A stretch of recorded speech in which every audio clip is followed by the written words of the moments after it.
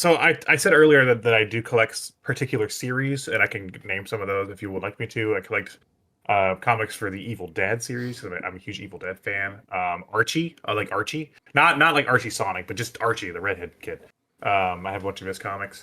And there's a few other ones, but a big one for me is the Turok series. Obviously, I'm a big Turok fan. I like the video games. Um, and I got into collecting the Turok comics a few years ago. Teddy actually sent me some. Do you remember that, Teddy? You sent me like some of the Valiant comics, which is the '90s one. And since then, I've amassed quite a collection of Turok stuff. And today I'm talking about an Turok comic from 1974. This is issue 93 of the original run of Turok. This is Turok Son of Stone. They didn't really do a good job of labeling these old issues because this is a point where comic books are a month to month, like story to story. It's not serialized, so they don't have like you don't have to be like, well, I wonder what's gonna happen on Turok next week. Are they gonna finish? No, it's like each week you read it, and it's like a self-contained thing. So this the cover of this one has Turok and his sidekick Andar. But if a little rundown on Turok is that he is a Native American, and so is his little partner, and they are lost in a mysterious world called the Lost Valley, which is inhabited by cave people and dinosaurs. So the all the stories are basically about them like in their misadventures, and they're always trying to get back home. So the cover of this one says Andor's boyish games are too dangerous for the Lost Valley, and I actually have the issue here. And you can see it has like really nice artwork on it, with Turok and Andor and some cave people chasing them with spears. So there are two stories in this book. The first one sees Turok and Andar save a cave woman from a pterodactyl, which they call a flying honker because they don't know what dinosaurs are. And then they get caught up in a conflict between two warring cave tribes. Because the woman belongs to one cave tribe, and then she's like indebted as a slave to the other one. And then one of the guys from the other tribe wants to marry her, and neither tribe will accept both of them. So it's like this back and forth. And it's kind of fun, but it's also this issue. I picked it out at random. If you're wondering why I picked it, and it is kind of annoying because the cave people talk in broken English the whole time. So it's like, you go cave. Me get rock, me hit dino. I don't know, shit like that. But like they're having serious conversations. So it's like, we marry, but you slave. They no accept. it's like shit like that. Yeah. So yeah, basically Turok's caught in the middle of this predicament. At one point during the story, Andor is climbing to get some dinosaur eggs to give to Turok as a surprise, and he falls and hurts his leg. And the woman that they saved, it turns out she knows how to make medicine out of roots and berries. So she does that to help him. And then it turns out the other tribe that indebted her as a slave, like their I don't know, their chief or whoever the woman is, falls ill, and so Turok helps the slave woman find the right roots and stuff to like help her, and that's how they're able to like clear up this warring between these two tribes. So yeah, that was pretty neat, and that's kind of the first story. Like I said, pretty self-contained. The second story is funnier. The second story is, and this is why the cover says Andor's boyish games are too dangerous for the Lost Valley. Andor's fucking tired of trying to find a way home, man. He's a kid, he just wants to fucking play. And it starts with Andor like hiding in this like weird ghillie suit. That's what they call them, right? Like the suits with like the brush and stuff on them. Like they're like, you blend in and stuff. He like made his own, and he like playfully attacks Turok. And then Turok's like, oh yeah, I forgot. You're like a kid. Like, you like to play and stuff. So Turok makes him a promise. He goes, okay, for 3 nights, we won't try to find a way home. We'll just relax and play. And it's like, we'll do whatever you want. So that's like the entirety of this story, is them just fucking around, which is kind of fun. So it's like, at first, they're like playing on this Triceratops riding it. And then like the mama Triceratops chases them. And then Turok's like, okay, we're done. You almost got us killed. And he's like, you promised we're just going to keep playing for 3 days. So that it's just stuff like that. Like they like slide down this like big rock into some water, and then I forget. Oh yeah, they get attacked by like a water dinosaur or something. And then I'm scrolling through. I forget what else happens. But yeah, anyway, each one is like them getting into like a little predicament where they're like, where Horrocks like, okay, we're done playing, and then Andor's like, you promised 2 more days. Um, and yeah, it's cute. It like shows their like relationship, and Torok's more like a mentor figure for the kid. Um, and then by the end of it, Torok just admits that it is nice to just kind of have some time to relax. Um, and yeah, those are the 2 stories. They are basic. I had a lot of fun reading this though, because again, this was published in 1974, which is a much different time. As you can see, it would cost 25 cents, brand new. And there's a lot of crappy advertisements for stuff you could order throughout this comic, which is why I wanted to pick an old comic for this. It's like the first one. There's like iron-ons for T-shirts, and they're really bad ones. Like one says "Keep on trucking." There's there's quite a few like images that I'm pretty sure would be considered like racist now and stuff in there. Yeah, can you give us one? Yeah, there's a Confederate flag as one of them. One of those in my garage. There's also another one. What are these? Oh no, more patches. There's patches you can buy, and one of them is a Playboy bunny patch. There's a Wile E. Coyote. There's another Confederate flag. There's a Felix the cat. There's like a peace sign. Yeah, there's a lot of shit. I was laughing. Hold on, let me get to the pages. There's one page that. Oh no, there's this one that was Endangered Animals by Revel, and you could order these animals. There's like that guy. And then there's these guys down here, and I guess they're toys? I don't know.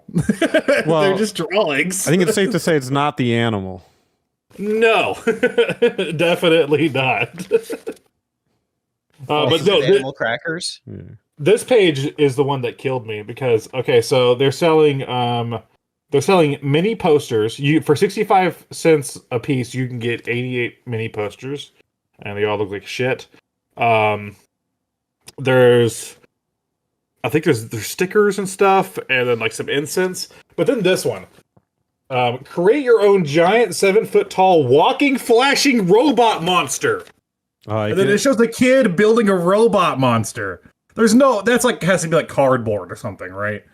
Like well, cardboard back then was strong, and you couldn't punch your way through it. It was back in the day. They made it good. You think that kids? Yeah, you think that kids in cardboard? I don't know.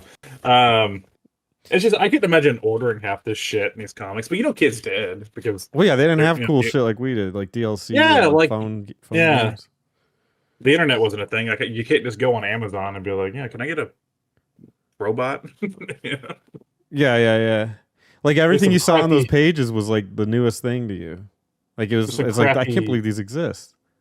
Like dog tags and rings if you want some of that shit. Yeah. Yeah. I didn't know that Turok was a comic before the games. Oh yeah. Oh, since the 50s. Yeah. Yeah. So yeah. I'm not gonna lie to you, Alex. This comic sounds terrible. Oh, it's by today's standards, it's not good. But you know what? It's kind of fun. It's kind of fun. I didn't say I read a good one. Turok, that's an old man right there. He started in the 50s, and he's still going strong today. Well, I picked this because I like this era of like comic books because again, this is before like serialization really like took off. So like this series, which started in the 50s and it was published by Gold Key, and then I think this one is Whitman because they switched names. It's like indicative of like a different time for comic books where it wasn't about like the space war battle is coming and we have to, it's like, no, dude, it's like week to week you would just get a comic and read it and then be about Turok and his friend fucking around and you enjoyed the little adventure. You pay 25 cents whenever you went to the store to get a soda pop and there you go. Do the games reflect these comics at all, or is it a pretty No, strong departure? not really. The game. Okay, so there's a few different runs of Turok. There's this run, which is the original run. There's the Valiant run, which is what the games are based off of. Which the Valiant run is that's like Punisher level Okay. Turok. That's like guns and like there's no guns in here. He uses a bow, but like guns and like cybernetic dinosaurs and shit. And then Acclaim published their own comics, and then after that, Dark Horse and then Dynamite also had their own series of Turok comics. So Turok's been passed around in a comic book form in different ways. So there's a few different like interpretations of the character. So the ones that the games are mainly based off of is like the 90s like edgy version of the character. Mm-hmm. Do you feel like the comics are more action focused or like plot focused? It depends on which of the comics. Well, like the one you read. And this one, it's more plot focused. There was a few times where he uses like a poison spear to like shoot some dinosaurs, or he stabs one in the face with it. But they're definitely not as like, this one definitely isn't as action focused as like the later ones, like the 90s series. This one's more about just like the adventure. So I'd say it's Do you have more a preference in terms of the Turok like eras, like the more plot focused or action focused? Oh, definitely action. The 90s, it's because I grew up with the games. The 90s is closer to that. And all the Valiant and Acclaim stuff is that. And also I have a soft spot for that era of comics, because there's a lot of that stuff with like Image comics as well, with like Spawn and like all that Todd McFarlane shit, where it's like over the top crazy drawings and shit and stuff. That's kind of what comic books were whenever I was a kid, you know. Can you show us one of the panels from this comic? I'm curious what they looked like back then. Yeah, here, I'll show you the first one with the girl that's about to get eaten by the flying honker. Yeah, let me see that. Oh, okay, yeah, that's about on par. Yeah, with and then there's Turok and Andor. Okay. So, yeah, that's about it. How many pages is that bad boy? I don't know. Short. I read it in like 10 minutes today, so it wouldn't take very long. Yeah. I don't know. I don't want to sit here and count, but it's a thin. It's because it's a single issue. There's no page numbers at the bottom? No. Nope. Yeah. The one I read was about from that era. It had page numbers. They're like 30 pages long, but I swear like half of it was ads. So, dude, do you want to get Classy Crashers, which is a Kenner toy? Yes. Crash some cars together. Now that I would buy. Ram. What a weird way to spell that. Ram with a W. Yeah, why's it got a W? Ram. Kenner. This is Kenner. Is this pre-Star Wars? What is 74? When did Star Wars come out? 77. So this is Kenner pre-Star Wars toys. Okay. Ram. Yeah. I have a bunch of these the Golden Age comics for Turok because like I said, I've been collecting Turok stuff. We have a flea market thing nearby. Actually, a few of them. They're like the peddler's mall places where people set up booths, and then you go get what you want, and then you check out with it. Oh, yeah. And I was looking around one day, and I was up by like the front where like they have the stuff that's like really valuable behind the glass. And then I saw like a stack of comics, and Turok wasn't in the top, but it was just like a bunch of old comics. And I noticed that like they were shit like Conan and like all kinds of like old like comics like that. And I was like, what the fuck? So I asked somebody to come over, and I was like, can you unlock this? And they're like, sure. So they unlocked it, and I was looking through it, and I noticed they had a bunch of Turok. And I was like, holy shit. So I was like, who owns this booth? And they were like, hold on, we'll get her. And it was like this little old lady that like worked there. Yeah. And she came up. She was like, are you interested in my comics? And I was like, the Turok ones, yeah.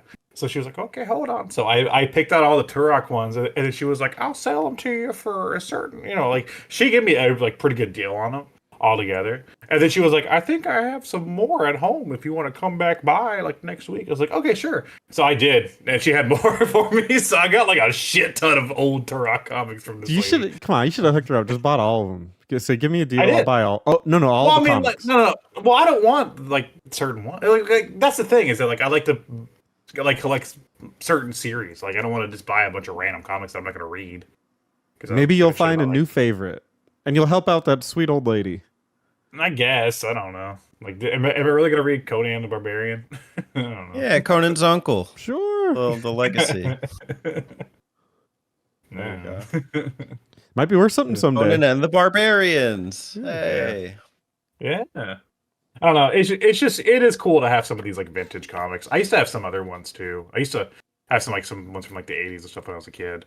Not Turok, but just like older comics that I was like so cool, So yeah, that's why I like collecting like these and like Archie and stuff because again they're from a way different time. Nice. Yeah. That was my little comic book. I read it. Does he ever say, "I am Turok"? No, but his name is actually Turok. See, that's also a difference. In this, his name is just Turok. So that's just his name. Because that'd be weird. It'd be like if I said, "I am Alex." But in the 90's version, which the games are based off of, Turok is like a name passed down. So like the one in the Valiant comics is Calcet, and then he passes it to like Joshua Fireseed in Turok 2. And he has his own comics. And then there's two kids in Turok 3 that have their own comics. So like Turok's like a legacy name. Gotcha. Yeah. And then in this, he's just a guy named Turok. I am actually Turok. That's what he should say. My legal name is Turok. Yeah, my legal name and my Native American heritage. Very cool. Yeah. It doesn't take place in like the past. Or does it take place in the past, like with dinosaurs? Or where is the setting? It takes place in the Lost Valley, which is like so in Turok there's like the Lost Valley, and then there's also like they rename it to something else later on. I forget what it is. Like the Lost Lands, I think. It's basically like a place between time and space. That's like oh, I've been there. Yeah. I think I went to a Denny's there. Yeah, in the Lost Valley. Yeah, did you see a flying honker? Yeah. I might have eaten one. I don't remember. It's been a while. Did you go ree? Yeah, when it went ree, I said, "Shut up." Shut up. Shut up. Ram, right? What the fuck? I went Ram with a W. Have you seen? Speaking of Denny's, you ever see the metal band that played in that Denny's? They're like, "What the fuck is up, Denny's?" No, I think I missed that. But oh, it's great. Look it up. It's great. There's this Denny's that was closing, and this metal band played in it before they demolished it, and it was amazing. It's great. The last night at Denny's. She literally said, "What the fuck is up, Denny's?" That's what I say every time I go into a Denny's.